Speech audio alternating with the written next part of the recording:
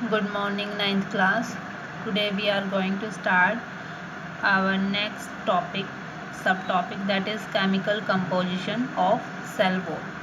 Cell wall जो थी हम ऑलरेडी डिस्कस कर चुके हैं लास्ट वीडियो में कि सेल वॉल है वो किस में होती है, मेनली प्लांट्स में और बैक्टीरिया में प्रेजेंट होती है। सेल वॉल हार्ड होती है, नॉन लिविंग होती है। प्लाज्मा मेम्ब्रेन के आउटर साइड पे जो ये सेल वॉल है वो प्रेजेंट होती है। अब हम इस सेल वॉल का फिजिकल स्ट्रक्चर स्टडी कर चुके थे। अब हम इसका करेंगे केमिकल कंपोजिशन कि जो सेल वॉल हमारी बनी हुई है प्लांट्स में या फिर बैक्टीरिया में वो कौन कौन से केमिकल से बनी हुई है, क्या क्या केमिकल्स हैं उसमें उसने कंपोज किए हुए हैं। तो हमारी जो सेल वॉल थी वो दो टाइप की बनी हुई थी। First is primary cell wall and second one is secondary cell wall. Primary cell wall थी वो लिविंग थी, जो सेकेंडरी सेल वॉल थी वो प्राइमरी सेल वॉल के इनर साइड पर बनी थी, दैट इज़ नॉन लिविंग। ठीक है, तो अब हम देखेंगे कि जो प्राइमरी सेल वॉल है और सेकेंडरी सेल वॉल है उनकी केमिकल कंपोजिशन क्या है, वो कौन कौन से केमिकल से मिलकर बनी हुई है। So the primary cell wall is chiefly composed of insoluble fibrous polysaccharide cellulose।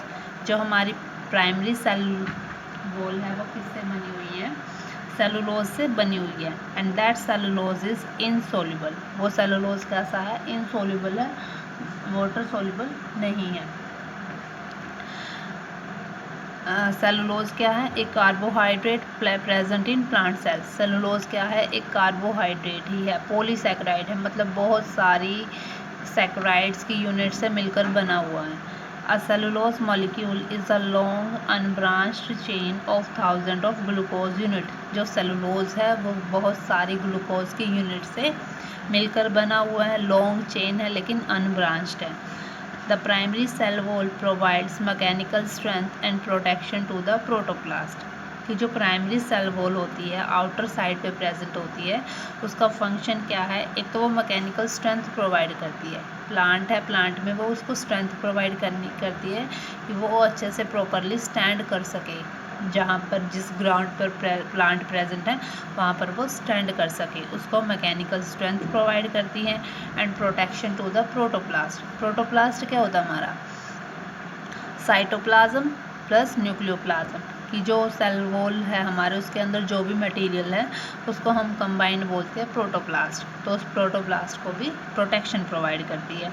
It is porous and considered permeable membrane. जो प्राइमरी सेल वॉल होती है वो क्या होती है, पोरस होती है, उसमें छोटे छोटे पोर्स प्रेजेंट होते हैं। उन पोर्स की हेल्प से जो मटीरियल्स हैं, ठीक है, वो एक्सचेंज होता है। जैसे एयर है वो प्लांट के अंदर जाती है, वाटर है वो, ठीक है, गैसेस का एक्सचेंज, वाटर का एक्सचेंज उन पोर्स की हेल्प से होता है।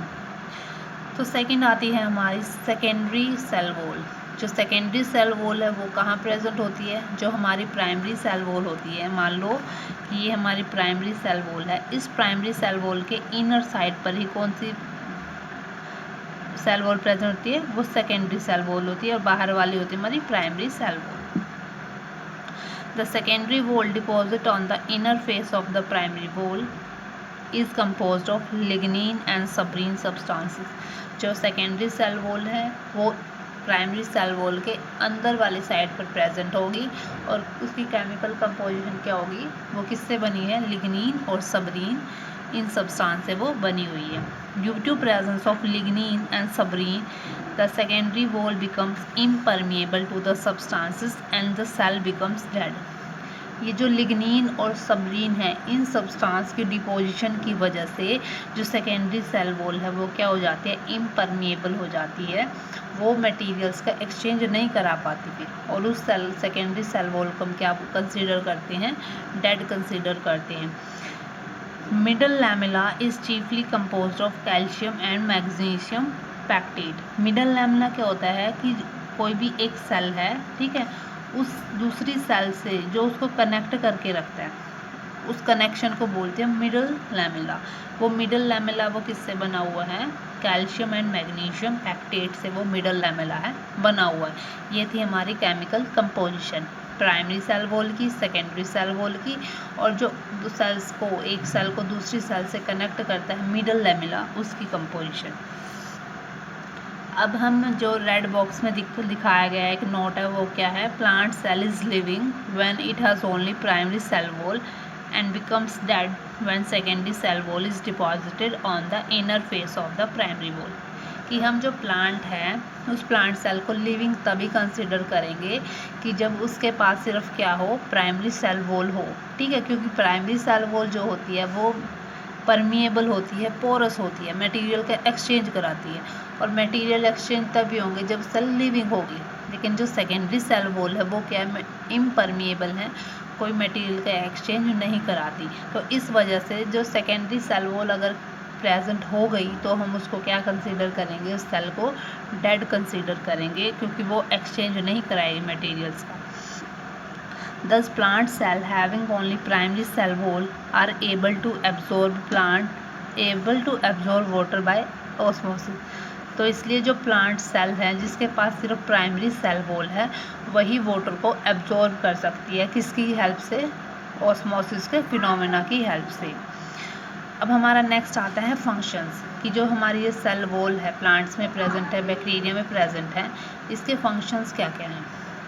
The cell wall has the following function. First, it maintains the shape of the cell. हमने पढ़ा था लास्ट में कि ये जो प्लांट है उसको मैकेनिकल स्ट्रेंथ प्रोवाइड करती है, उसको शेप प्रोवाइड करती है प्लांट को, उस सेल को। सेकेंड है, it protect the cell from mechanical injury and prevent their desiccation. जो प्लांट सेल है उसको किससे प्रोटेक्ट करती है, मैकेनिकल इंजरी, कि उसको कोई चोट ना लग जाए, बाहर से उसको कुछ हार्म ना हो जाए, उससे प्रोटेक्शन प्रोवाइड करती है। और and prevent their desiccation. Desiccation means सूखना, उसको सूखने से बचाती है, कि प्लांट है वो बिल्कुल सूखा सूखा ना हो जाए, उसको थोड़ा मॉइस्चर प्रोवाइड करती रहती है।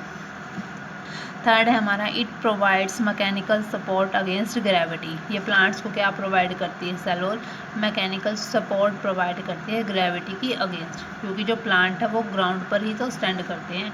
तो it is due to rigid cell wall. ये जो मैकेनिकल सपोर्ट है ग्रेविटी के अगेंस्ट प्रोवाइड किया, ये क्यों होता है, क्योंकि रिजिड सेल वॉल है that the aerial parts of the plant are able to keep erect and expose their leaves to the sunlight। Rigid cell wall के कारण ही क्या होते हैं, जो प्लांट्स होते हैं उनके जो एरियल पार्ट्स होते हैं वो इरेक्ट रहते हैं, सीधे रहते हैं, ठीक है, ताकि अपनी लीव्स को एक्सपोज करते हैं सनलाइट की तरफ, ताकि वहाँ से वो सनलाइट को क्या करते रहें, कैप्चर करते रहें, अपना फूड प्रिपेयर करते रहें, अपनी फोटोसिंथेसिस की जो प्रोसेस है उसको कंटिन्यू करते रहें।